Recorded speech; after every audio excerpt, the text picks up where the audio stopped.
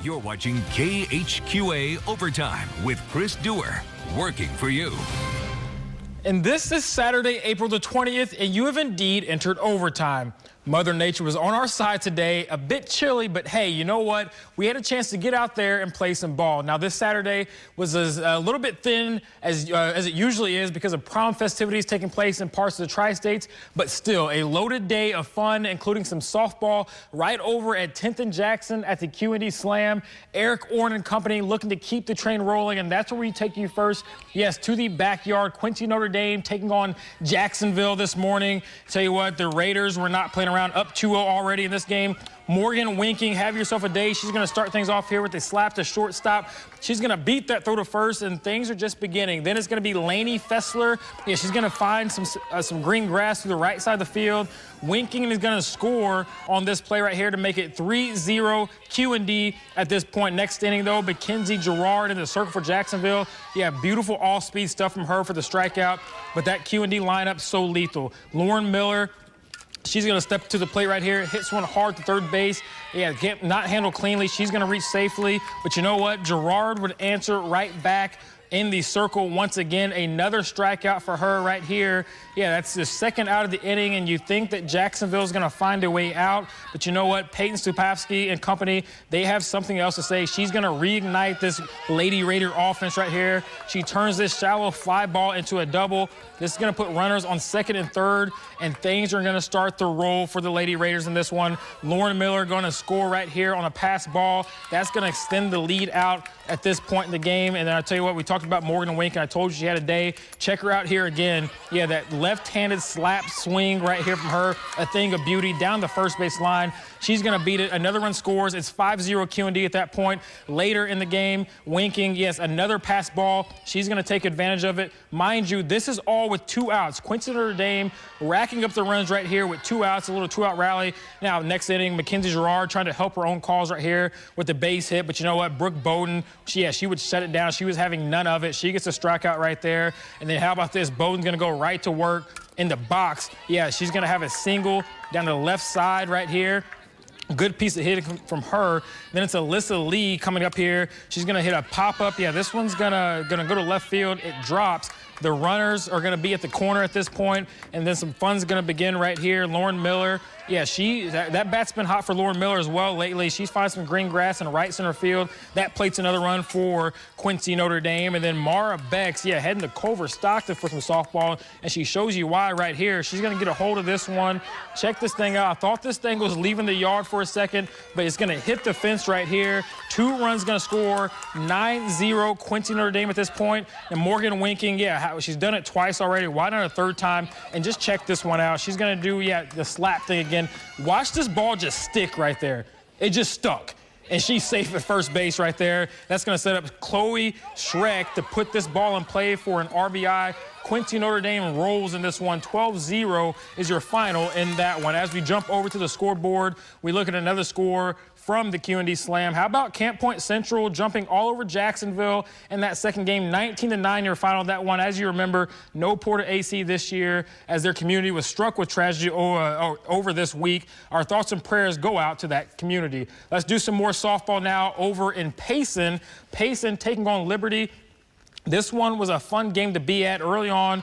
It was Abby Hager-Bomber with the strikeout right here. Yeah, she was doing some good things in the circle. And then with Liberty threatening to score runners aboard for the Eagles, Lady Eagles, she's going to shut it down with the strikeout right there to end the inning. And then it did not take Greg Bisher's crew very long to get going. And it starts with Miss Megan Kirby. You know what they say? Special teams, special plays, special players. And she's a very special player. A solo shot from her right there to make it 1-0 Payson at that point. And you know what? They were trying to hang on to that lead, but Liberty, you can't hold them too long. 1 on for JC Blair, the perfect bunt right there. She's gonna be thrown out at first base, but the runner advances over to second base. That's gonna set up this right here. Hager-Bomber going to get another strikeout, this time looking. That's going to set up, that base hit's going to set up the runner on third base. Yeah, wild pitch. She's going to score right there. Liberty gets the win over Payson. 10-6 your final that one. Tiffany Will, a home run in that one for the Lady Eagles. Some other softball scores from today over in Payson. Liberty would turn around and get their second win of the day with a 10-8 victory over Unity. And Illini West would fall on the road at Brimfield, 3-0 your final in that contest. Back over to Payson. This time, Payson taking on Unity in this one. And I'll tell you what, Payson, the bats were going for the Lady Indians this one. Ella Archer starts the Lady Indians off right with an RBI single out to left field. So makes it 1-0 right there. Then Addison Spilker minimizes the damage with the inning-ending strikeout. Yeah, she was doing some good things this game in this game as well. But you know who else was pitching pretty well? Bryn Bisher. She looked good in the mound. She gets the strikeout right there. And then how about Tegan Moss? She's going to poke one in the center field. Going to try to stretch this thing out into a double. The throw is right on the money, and she is throwing out at second base, trying to stretch that thing out. But you know what? That would not stop the Lady Indians in this one. Ella Archer back to work at the plate. She's going to hit a pop fly. This one's going to drop behind second base, 3-run score at that point to make it 4-0 Payson. And then how about Soraya Milan? Yeah, base knock puts the Lady Mustangs on the board, but you know what? It was too much pace in this one as they get the win. 9-1 your final in that one. Now let's do some baseball scores. Tried to get out to the diamond today. Just too much going on at the same time. But you know what? Quincy High on the road taking on United Township in a twin bill today. Blue Devils drop 2, 3-0, 5-3 your final there. Illini West goes on the road in a conference game against Farmington, and they put on a show, 12-3 win for the Chargers. Brown County was too much for Griggsville Perry. Pittsfield jumps all over Unity, 9-0 on that one. Central over in Beardstown, they drop a pair today, falling Beardstown, as I mentioned, 5-4 into Olympia, 16-1. And you know what? Olympia is legit as they knocked off Beardstown as well, 16-1. A big first inning from Payson carried them to a 19-4 win over Pleasant Hill Western. And one Missouri baseball score to pass along. It was Clopton dropping a pair and Harrisburg, 14-4 and 15-10 your final in those games. Hey, we had some track and field over in Restville Industry at the Rob Garcia Invitational.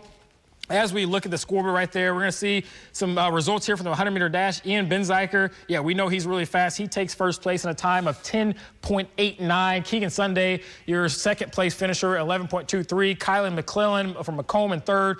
Charlie Allen from Route Catholic in fourth. And Sebastian Berto finishing fifth in that one as well. As we look at the 200-meter dash, yeah, Mr. Benzinger doing things well again in the 200-meter dash as he finishes in that top spot again.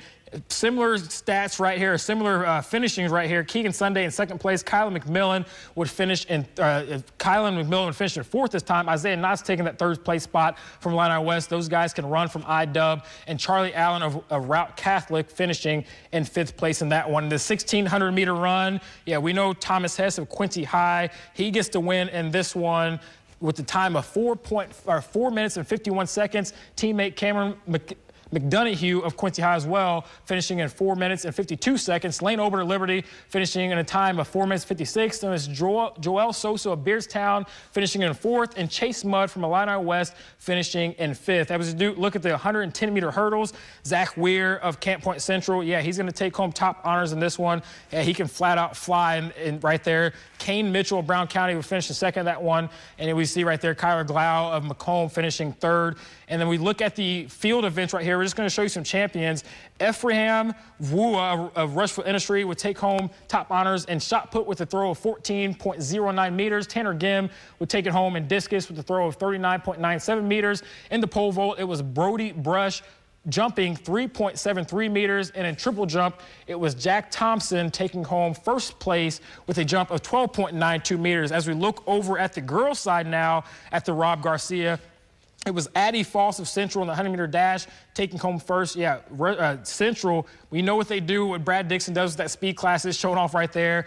Janila Van Camp Alexander in the 200-meter run, she took home first place. Olivia Schuring of Quincy High, yeah, we've seen her so many times. She takes home first in the 1,600-meter run. Kiana Shuffley would win the 3,200-meter run. Gianna Kimner of Quincy High would win the 100-meter hurdles. And Agnes Ginnenbacher of Central would take home first place in the 300-meter hurdles. And we look at those field events. Paige Ackman Beckman of Rushville Industry, and shot put would take home first place in that one. Aubrey Holthouse in the high jump. Yeah, she's continuing to do great things in that one with a jump of 1.57 meters. Brooklyn Duncan in pole vault with a jump of 2.82, and Michaela Wangong of Macomb in triple jump. Now let's look at those team scores, the boys' results. It was Quincy High taking home first place with a score of 151 points. Macomb finishing in second. Rushville Industry boys in third, and Central and Liberty tying for fourth with a score of 65. And those girls' results, second place Quincy High with a score of 80. Third place Illini West. Fourth place, Rushville Industry and Liberty tied for fourth place with 73, and Macomb would finish in sixth place. And hey, we're just getting warmed up on this overtime show. We have some college track and field from Canton. Those highlights coming up just after the break. You're watching KHQA Overtime with Chris Dewar, working for you. The 2024 Wildcat Open over at Culver Stockton College, and that's where we're going to take you right now over there for the 2024 Wildcat Open. Some track and field action. Had a chance to see some of our locals who have been doing some great things on the track and field. We're going to start you off in the 3,000-meter steeplechase. Faith Younce from Culver Stockton, she was your first place finisher in a time of 12:42.34, a new PR for her. And just in second place, Monroe City's Emma Berry. She would finish in second, like I said, with a time of 14 minutes and 12 seconds. Now we do the men's 3,000-meter steeplechase. Logan Lucas dominated, and it was never close in this one. The pride of Monroe City, yeah, he's doing some great things right here. He finished in a time of 9 minutes and 47 seconds, and you know what? That was a new facility record. A great race from him, and even after the fact, it was all thumbs up from him. Good stuff from him right there. And on the 1,500-meter run, Delaney Strauss, so good in these races. No wonder why she's being talked about so much in not just the Hart, but in all of NAIA college track and field. She made her move on the final lap. She would take over in first place and would hold on to that, finishing in first in a time of 4 minutes and 50 seconds. The men's 1,500, hey, that's Q&D's Joseph Warning, the Raider Jr. He would finish 10th in this one, talked to his dad a little bit, and just talked about the experience to get some competition right there. Good stuff from him to see him finishing in a time of 4 minutes and 29 seconds. Now, the women's 100-meter hurdles, Shannon O'Neill unattached in this event. Good start from her as you see her in the middle of your screen. But you know what? Central Methodist Kaylee Johnson, she turned it on. She was incredible in this event. Johnson would finish first with a time of 14.85 seconds. Miss O'Neill, second place with a time of 15.73. And we'll leave things off here in the men's 100-meter dash. We're looking at the pride of Highland High School, Drew Mallett. Yeah, check him out right there. Good start from him, but you know what? And also, I got to mention Berlin Johnson, former Culver Stockton Wildcat racing in that one, but Mallett would finish second in a time of 11.15 seconds. Now let's look at those team results in this one. From the men, it was Culver Stockton taking first place with 182 points. Quincy University would finish in fifth, and Hannibal LaGrange would finish in eighth. And as we look over to the women's side of the scoreboards, we jumped over to those scoreboards. We're going to see the men's, we just mentioned right there, Culver Stockton finishing in first. And then we look at the women's real quick, and we're going to see that the Culver Stockton women finished in first place as well with the 154 points. And it would be Hannibal LaGrange finishing in sixth, and Quincy University finishing in ninth. And don't go anywhere, because we have more overtime when we return. You're watching KHQA Overtime with Chris Dewar, working for you.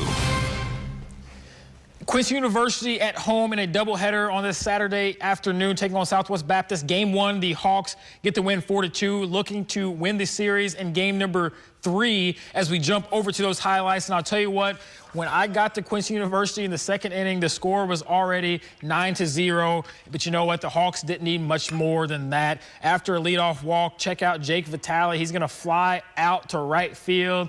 Charlie Allison going to tag up and head to third base. You be the judge of this one. Looks like he slipped a little bit, but the throw beats him by a couple steps. He's called safe right there.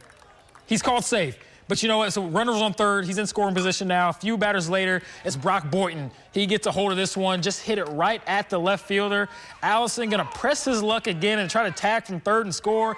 This time to no avail. He is thrown out at the plate. But you know what? The Hawks pitching staff did not need much more, as the QU Hawks were going to beat Southwest Baptist 9-4, your final in that one.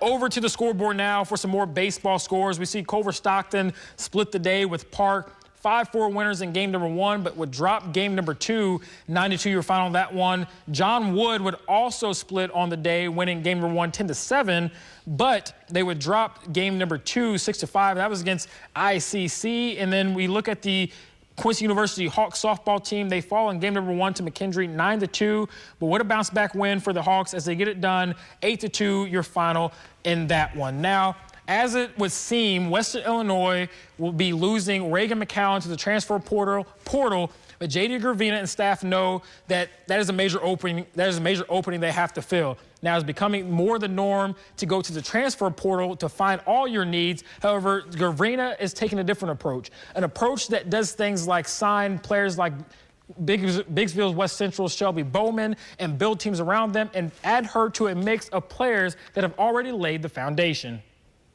We're looking at the portal a little differently than most programs. We're looking at it to maybe fill a really key piece. And so where a lot of programs are bringing in 3-4 portal kids and kind of see how it plays out, you know, I would just soon play the younger kids that we've brought in.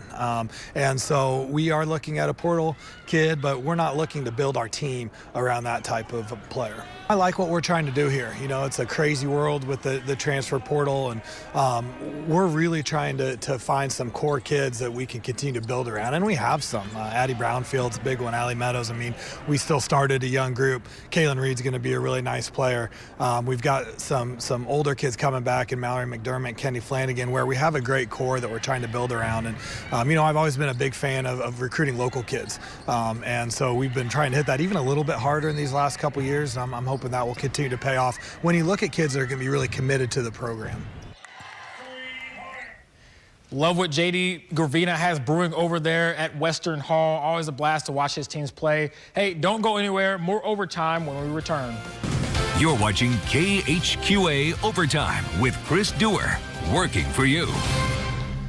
And I'll tell you what, it has been quite the day we've had with lots of softball, baseball, everything going on. But before we close the night out, a shout out to Liberty's Gavin Fessler and Carson Balcom, who won their 3rd straight bass fishing tournament with a bag of 19 pounds. Congratulations to those young men. Tell you what, bass fishing in our area is becoming more and more popular by the day. I really enjoy seeing that and enjoy going to cover bass fishing tournaments, something I'd never done before until I moved here to Quincy, Illinois. It's so fun to do that. But you know what, later on this week, tomorrow actually, we're gonna bring you some more college signings from around the tri-states. And you know, we're going to get ready to do this thing all over again and have a fun time. Chris always talks about he looks forward to Saturdays for overtime. I can see why he enjoys this. The adrenaline rush I got today was just a blast going out and seeing all of our student athletes. Chris, take off more, my man. I'm more than happy to come do this every single Saturday night. But hey, you know, great stuff today. Coming up on Monday, we're going to have, obviously, Sensational 7. With all the rain, a little difficult, but, you know, we still have some really good plays from our student athletes. Plus, we're going to have, we have some college signings on the wrestling front to bring you, pretty interesting, from Hannibal, both Hannibal and Quincy High School by way of Cody Cope and Hannibal, I can tell you that. And then, you know, we're going to bring that to you later on throughout the week. And then, like I said, we're going to do this thing all over again and bring you all the baseball, hoping that Mother Nature holds off and we're able to get out on the field and keep our fields in good condition. But yes, Chris and I will be right back here next week to do this thing all over again, Monday through Friday. Chris will be back on Saturday to take over overtime, which should be another really fun overtime, a really busy overtime as we get down into this, the back half of the baseball and softball season. We're getting ready for postseason time, folks, so get ready for some fun. Overtimes are going to be packed and filled and fun, so you don't want to miss out on any of that. But you know what? Hey, I'm all out of time tonight. Thanks for watching, everybody. Enjoy the rest of your Saturday night.